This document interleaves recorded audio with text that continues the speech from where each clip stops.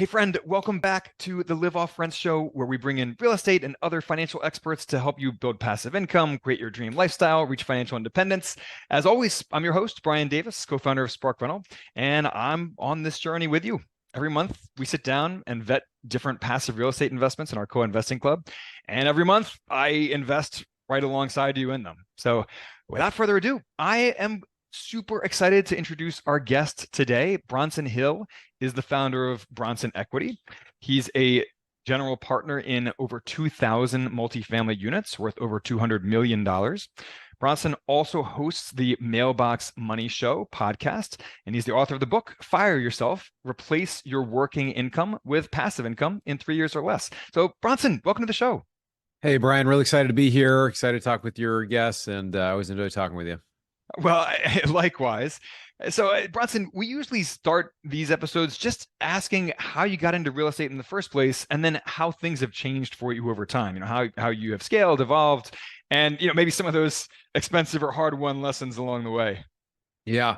So I started basically I had a single family house in another state where I was living and became an accidental landlord when I held on to it. And I moved back home or back to an area I'd been living before. And I really wanted to do real estate. I didn't do much real estate for years. I was interested in it. I really did much. And then some life circumstances happened. And I said, I'm going to just go after this because I've been thinking about it for years. So I just did it. Tony Robbins says it's in our moments of decision that our destiny is shaped. So we make the decision to actually go for it. So I started doing some single family. For me, we're buying in the Cleveland area. I had four or five houses, and my goal was to get 30 houses, and I just realized it was taking a long time, and it never really worked out the way that it penciled, being in these rougher areas of Cleveland. Yeah. Tenant wouldn't pay, or something would, there'd be something that needed to be fixed, or something would happen. And so there's a saying, when the student is ready, the teacher appears. So I had, a mentor show up at the right time and say, hey, why don't you consider doing multifamily? I said, well, I'd love to, but I don't have the money. And he said, you can raise the money. He's talking about this thing it's called syndication. And he said, go to this event, do this and that. So I ended up starting a meetup in Pasadena, California, where I live, and met my first investor there, who invested $100K in a deal with me, to basically somebody else I met at that same meeting who had a deal and was looking for money. And so since then, it's been about 5 years and raised about $40 million for different real estate and other alternatives. And it's been a lot of fun. Didn't think I'd be doing what I'm doing. I left my great corporate job. I had a great corporate job. I just wanted to have more control over my time. So this allows me to be able to do that. And it's been fun, and there's also presented challenges as well, but in general, just a lot of growth. Well, we obviously covered a ton of ground right there in a short period of time. Just to touch on something you just closed out with, working for yourself, it's so rewarding in so many ways, and it's also so challenging in so many ways. As a small business owner myself, my income is up and down and left and right and all over the place. But I also get to do things like take a red month, as I've heard some people call it, where you just cross a big red X through a month on your calendar and say, I'm not available for this month. I'm going to go travel in Patagonia with my wife and daughter, and schedule something with me next month. Yeah, no, it's great. I traveled 6 times internationally last year. I've got Everest Base Camp and India coming up next month, and I'm always planning another trip. So it's a nice reward to be able to do that. And I think I do better work too when I'm out of the office for a while, and then I come back and I'm able to create. And it just kind of as a reset, and to have. I don't think we were made to do this like work every day for the rest of our lives thing. It's like, we need to have some time where we reflect, and again, when you have a business like you do and I do, it's like, there's working in the business, and then there's working on the business or stepping away from the business and reflecting on it. I think that's really important for sure. Yeah, absolutely. I too find that, when I step away, when I do some travel, when I spend some time with my family, I come back with a renewed sense of focus. And that time away, it gives you some perspective on your business. You get a little bit of that remove that sometimes you need in order to see the bigger picture. Or, it's like I've heard the analogy of the fly that's trapped inside, and it keeps trying to bump against the glass to get out to escape. But if it just backed up a little bit further, it would see the open part of the window and it could just fly out there. Right. I think there is something to that in your business. But to your point, when it's just a daily grind, month in, month out, then you're stuck as a grind, right? And you can't see that bigger picture and get re-energized for the whole thing. Anyway, I'm gonna get off my soapbox. Yeah, no, it makes sense. Yeah, But for sure. I love one thing that you also said a minute ago about how, you went into investing and you were like, oh, but I don't have the money to buy a multifamily property. And your mentor said, you don't need the money. You need to go Yeah. and raise the money. And that takes, that's the next level up, right? And it's the next level up in thinking, and it's the next level up in operating and investing. And it takes a new skill set. So, anyway, I love all that. So, walk us through your strategy as a syndicator, someone who buys these larger commercial properties and raises money. Walk us through your strategy and why you've chosen the niche that you have. Yeah, so I think it's changed a little bit over the last couple of years, especially. We've done a lot in the multifamily space, a lot of value add stuff. We were talking about this a little bit before we started recording, but we've had some challenges with particularly the debt situation where certain areas, especially a lot of multifamily in the country in general, has dropped, especially value add, just between 20 and 40%. Just from you could have the same property 2 years later and it's down, and the reason is because of the debt. And so I've made a decision, going forward, I think it's just to really only do fixed debt, not getting involved in any bridge debt stuff, which has caused problems for people, capital calls, things like that. We've had a couple of capital calls, and then we shifted more. One thing we look at is the situation we have right now. So for the last couple of years, what's available, right? And the thing that I think, and in my book I talk about this, when you look at appreciation versus cash flow, right? A lot of multifamily kind of promises both, but the last couple of years there hasn't been a lot of cash flow, and so we've really shifted to go to a lot more alternative assets such as ATM machines and car washes, oil and gas, these type of businesses. And I think it's just when you can have cash now, it reduces your basis and your risk in the deal over time, and it allows you to just that's how people retire from a job. That's how people are able to cover expenses or mortgages or insurance or things like that, is to be able to have cash flow. So I think that's something that we've really focused on a lot the last couple of years. I think going forward, I think real estate right now, actually, there's a lot of advantages to real estate right now because rates are higher. When you buy a property, your buying price is fixed. And so the fact that prices are down a bit, even with higher interest rates, you can always readjust your interest rate later. So that's an option for a lot of people that are thinking. But right now, it's there's not a lot of people that are as interested in especially particularly multifamily or other commercial real estate assets right now because of the cash flow issue and because of the financing issue. But I think we'll look back and say, man, if I could have bought some more stuff right now, this would be a great time to start looking and picking up more property for sure. Yeah, well, once again, you covered a ton of ground there, and there's so many things I want to dig into. But to your final point there, I mean, I remember, the period in like the 2010 to 2013 range when prices had really come down a lot from their previous highs at that point, but people still weren't buying and investing because everyone was still spooked. But when you look back at that period from 2010 to 2013, that was a great time to buy real estate, right? Like Yeah, when everyone was spooked from it. totally. So, I think there is some of that going on now, but to your point, there is also some very real risk right now, and I want to dig into some of that risk a little bit more. So, for people in our audience who don't know, and I guess that's most of the people in the audience. So, our co-investing club did invest with Bronson in a deal. Now, Bronson was the co-sponsor of this deal, and this deal went sideways. It was a deal that kind of imploded, and the lead sponsor really fell apart. But that's something that it teaches you a lot as as both the active investor, on Bronson's side coming in and trying to salvage and keep this deal together, and us as limited partners, as passive investors, we learned a lot from that deal as well. So, Bronson, you mentioned that you guys have had to do a couple of capital calls, which is not a place you want to be as a syndicator, as a sponsor.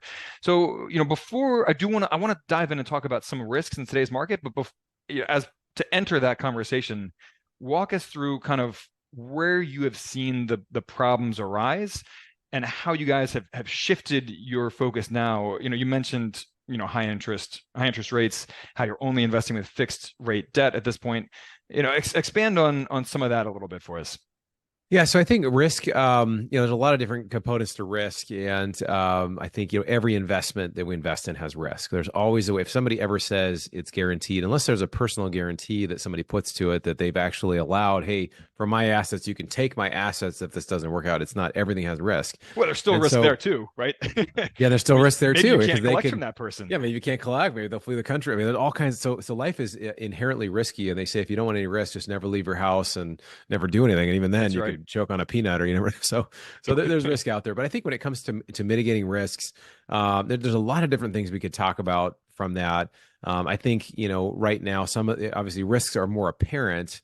It's almost like you can't tell at the moment you make a decision, things can seem, oh, this makes sense. Oh, makes sense how this could work, or we don't see, this is a minimal risk, whatever. But looking back, everything makes sense because you have this hindsight bias. Like, well, obviously, it's so obvious now that like this was Right. going to happen and the rates were going to rise. Well, we had the fastest increase of interest rates in over 40 years. And so that was kind of a black swan type of event that no one really expected. I mean, we expected maybe come up a little bit, but I had mistakenly believed that the margin of safety was all this value that we were going to add. We're going to come in and we're going to renovate these properties, and the rents increasing because commercial real estate is typically based on how much income is coming in. And so if you increase the rents by 30 to 50% on average across a property, the value goes up 30 to 50%, assuming the valuation stays the same. Well, because valuations have dropped so significantly, just because buyers can't come in and afford to buy a property with these higher rates. I mean, some of these deals we're seeing, 2.5, 2.75, type interest rates. And now it's like you're lucky if you get a 7.5, 8%. And some of these are more if you're below 80% occupancy, actually typically below 90% occupancy, you're running typically 9 to 15% right now, which is crazy, right?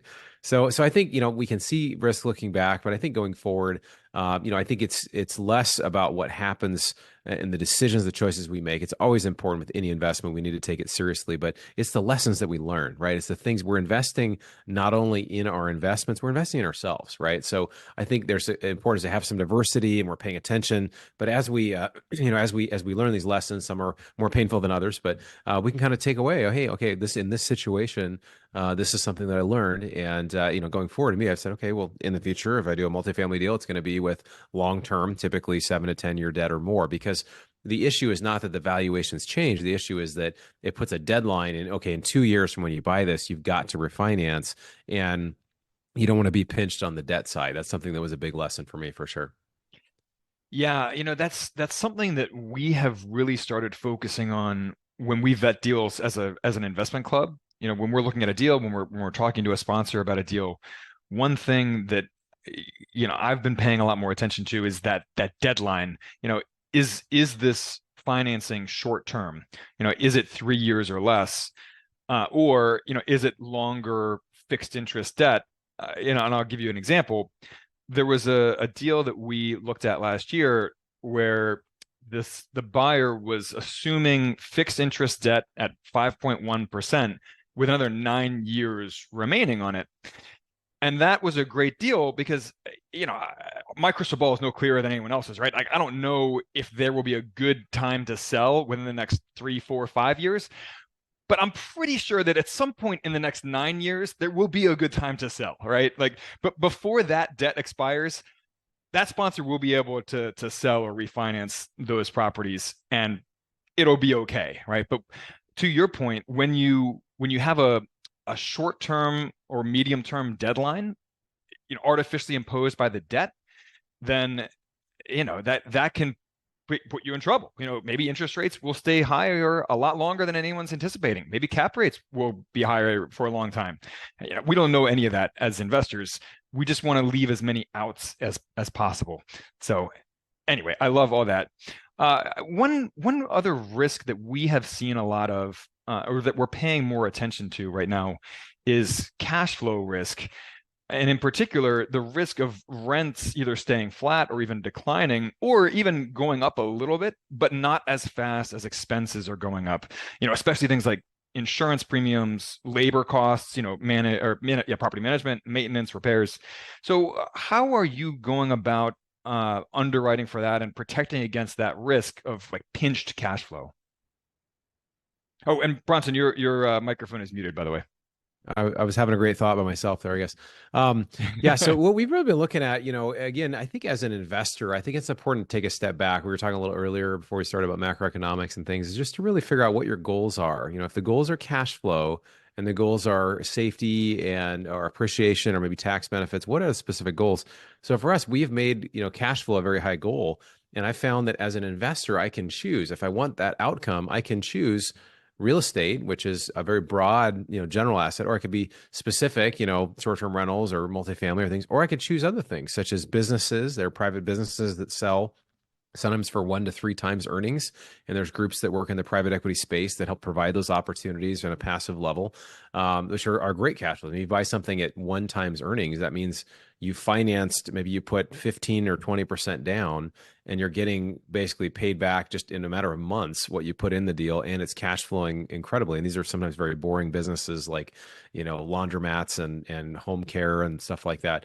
So there's things like that that are out there. And so I do think from what you were saying though, too, it is, no one has a crystal ball. I mean, like you said, mine is broken as well. I think that right now, though, there's a saying, we follow Warren Buffett a lot, and he talks about be fearful when others are greedy and greedy when others are fearful.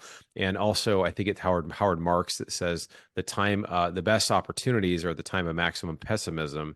And so we've seen a lot of pessimism in real estate, and it's interesting how multifamily's gone from this darling child to like the redheaded stepchild or something. It's just in a very short period of time. It's just changed so quickly. So I think a couple things. One is, as an investor, really figure out what your goals are and figure out what assets can help you get there. And then when you're looking at real estate, just try to look at okay, what are the risks right here? What's the debt? What are the things that are here? And if it cash flows, meaning if you can go day one and hey, if we don't do work on it, or maybe you're just looking at it from a very conservative level. A lot of people talk about being conservative, but if it cash flows and you have some sort of long-term fixed debt and you can control some rates, but even in that, we've seen insurance in some markets gone up 3 to 5 times as much as they were, which is crazy. It's crazy. Labor costs have gone up, material costs, a lot of things, and so inflation has an impact on that too. And it hasn't necessarily translated into higher rents, at least the last couple of years. So. A lot of different factors there, but I think just looking at all the different sides, almost like a 3D puzzle, looking at all the different sides and trying to figure out actually what you have and what what it's going to take to solve that puzzle. Yeah. So, one of the core values in our investment club is diversification. So, and I mean that in every sense. So, investing with different syndicators, investing in different geographical markets, and investing in different types of properties. So not just multifamily, but retail, industrial, mobile home parks, vacation rentals. But it sounds like you guys are actually diversifying, at Bronson Equity, you guys are diversifying outside of real estate as well, which I'm fascinated by. And I want to hear a little bit more about what some of the alternative assets that you guys are investing in right now and why. Yeah, I'll give an example. So I've invested in just a variety of different things, out inside real estate, outside of real estate, and I invested as a passive investor in an ATM machine fund. I've never been really excited about ATMs. Like, oh, what, do people use ATMs? Like, what's going on? Is that even a thing? And I invested, and I really found I really liked it. And the more research I did, the more I found that I didn't realize this, that 10% of the population of the US doesn't even have a bank account. Wow. So they're using cash, they're using prepaid. There's over 30 million people. So there's this segment of like, people like you and I probably that aren't using, at least, I know you've done some international stuff as well, but like in the US, most people that I know and peers of mine, they don't use ATMs at all, right? So there's this thing, but then there's this segment that's using it, and we're seeing the transactions grow by about 3 to 4% per year historically, which is crazy. So we just see that segment even growing. So again, it kind of comes back, and I talk about this in my book, where no matter what asset you look at, you have three things. I think the most important is the market that you're in. So you have kind of this funnel. The top part is the market, because if you're in a bad market, a shrinking market, a market that doesn't really grow, whether that's a real estate market, it could be the ATM space, could be oil and gas, whatever, any space, is it a growing market? Is it something that you see good parameters that you can come in, the competition, things like this that affect that? And once you feel like the market is, hey, I'm in the right type of market, because if you're in the right market, you can do a lot of things wrong. You still will have this kind of rising tide will lift all boats effect, right? And so the next step down, once you've identified the market, is to look at the specific operator and finding out what their values are. Are they similar to yours? A lot of times we think that everybody has the same values, not everybody does. So asking questions there.